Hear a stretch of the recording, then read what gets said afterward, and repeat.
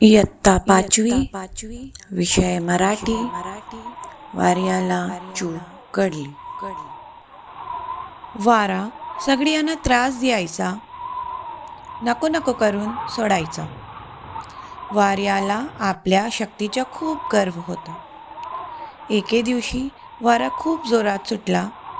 वाऱ्याने अनेक झाडांना मुडासकट खाली पाडले. झाडांच्या पानांना झाडापासून अलग केले. त्यांना दूरवर उडवत नेले. मातीला उडवले. झाडावरील पक्ष्यांची घरटी मोडली.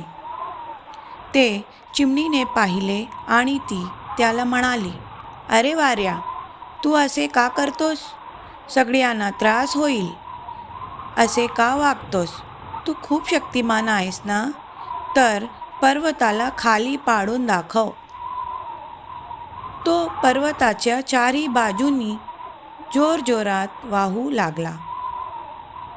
गर्विष्ठ वाऱ्याने पर्वताला खाली पाडण्याचा प्रयत्न केला, पण पर्वतावरील एकही दगड तो हलवू शकला नाही. शेवटी वारा थकला व थांबला. पर्वताला म्हणाला, "मित्रा, तू खूप बलवान आहेस.